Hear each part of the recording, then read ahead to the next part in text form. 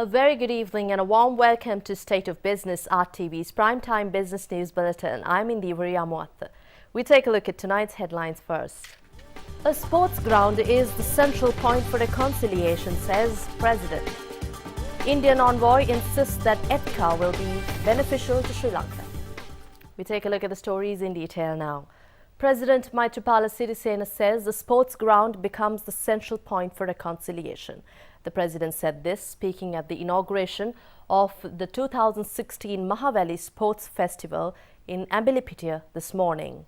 අපි මේ කාලය තුල වගේම පසුගිය අවුරුදු කීපය තුල අපේ රටේ ජාතික සංහිඳියාව පිළිබඳව බොහෝ කතා කරනවා. මේ ගෙවි ගිය අවුරුදු එකමාර තුල ඒ සංහිඳියාව වචනයට සීමා කරන්නේ නැතුව ඒ ක්‍රියාත්මක භාවයට ගෙන ඒම සඳහා රටේ සියලු ජන කොටස් තුල වඩාත් හොඳ සහෝදරත්වයක්, මිත්‍රශීලීභාවයක්, විශ්වාසයක් ඇති කිරීම සඳහා ජාතික සංහිඳියා ප්‍රතිපත්තියක් අපි ක්‍රියාත්මක කරනවා. ආණ්ඩු ක්‍රම ව්‍යවස්ථාවේ පසුගිය අවුරුද්දේ 19 වෙනි සංශෝධනය තුල අලුත් අමාත්‍යාංශයක් අපි පිහිටෙව්වා. ජාතික සංහිඳියා සහ ඒකාග්‍රතා අමාත්‍යාංශය මගේ යටතේ තිබෙන්නේ. ඒ තුල අපි ප්‍රමුඛ අපේ වගකීම සහ යුතුයකම් වෙන්නේ මේ රටේ පළාත් 9ෙම ජීවත් වන සියලු ජන කොටස් අතරේ සහෝදරත්වය, විශ්වාසය, මිත්‍රශීලීභාවය තුල සියලු දෙනා ඒකරාශී කරගෙන එකම රටක එකම පුරවැසියන් විදිහට කටයුතු කිරීමට සියලු දෙනාගේ වැඩි ශක්තිමත් මානසිකත්වයක් ඇති කරලා ඒ සඳහා සියලු දෙනා එකම පිරිසක් විදිහට මේ රට ගොඩනගන්න එක පෙරමුණකට ඒකරාශී කිරීමයි.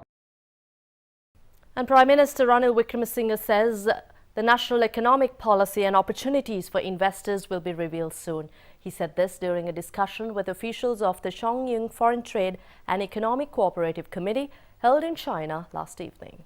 The Prime Minister's office said in a statement that the Chongying Foreign Trade and Economic Cooperative Committee is among the 100 top multinational companies of China and is considered as one of the major service enterprises of the country. Chairman of the company, Yu Yang, who spoke on the occasion, had said that he will encourage enterprises in the Chongying megapolis to invest in Sri Lanka.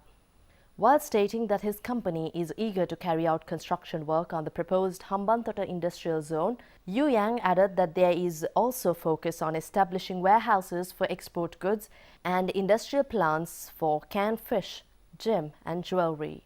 Prime Minister Ranil Wickremesinghe, in the meantime, has mentioned that it is the intention of the Sri Lankan government to ink free trade agreements with various countries in order to expand market access and pave the way for investors to reach more markets via Sri Lanka. An Indian High Commissioner in Sri Lanka, Y.K. Singha, says the proposed Indo-Lanka Economic and Technical Cooperation Agreement will be beneficial for Sri Lanka to make maximum use of the Indian market.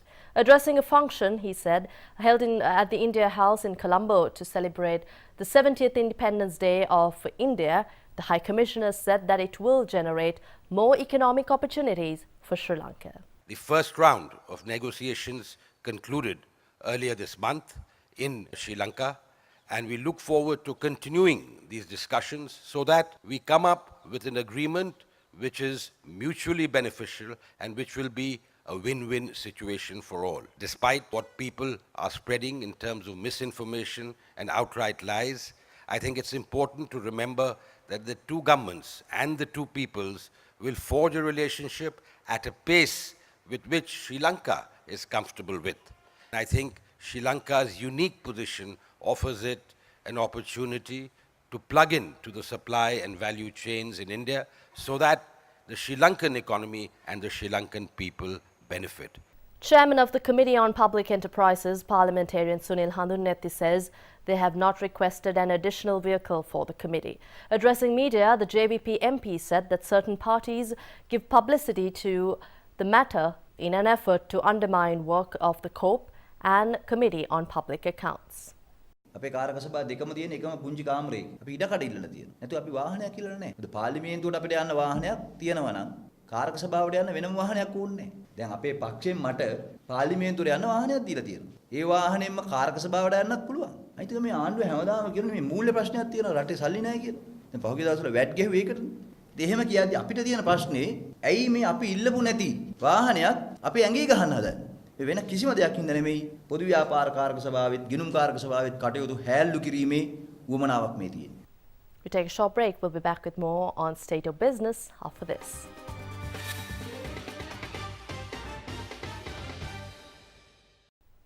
Welcome back to the news. The Golden Jubilee Law Asia Conference hosted by Sri Lanka ended in Colombo today.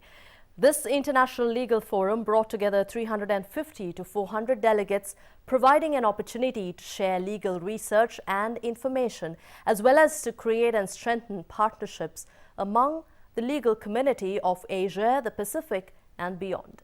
The conference inaugurated on the 12th of this month. This was the third time that Sri Lanka hosted this conference. Law Asia is an international organization of lawyers' associations, individual lawyers, judges, legal academics and others who focus on the interests and concerns of the legal profession in the Asia-Pacific region. Through its linkage to over 40 member organizations, Law Asia has exposure to a collective membership of over 1 million lawyers worldwide.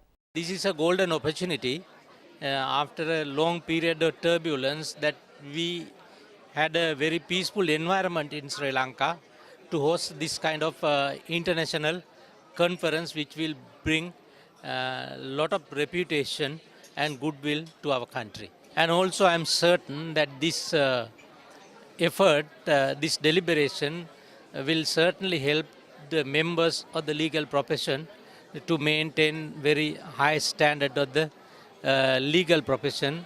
As a result, that the people of the country will be benefited. We take a short break. On the other side, I'll be back with Stock Watch. Welcome back to the news. Market opened the week on a positive note on the back of local investor activity. Foreign inflows continued as buying interest was present on distilleries. The All Share Price Index gained 60.46 to close trading at 6,582.60, while the S&P SL20 Index gained 34.81 to close trading at 3,601.65. Turnover for the day amounted to 675.2 million rupees, with 32.6 million shares trading hands. The top traded counters were Lanka IOC with 105.8 million rupees, Agstar with 55.6 million rupees and distilleries 53.7 million rupees. Foreign inflows amounted to 169.7 million, while outflows totaled 107.1 million rupees. Here's a look at the day's foreign currency rates now.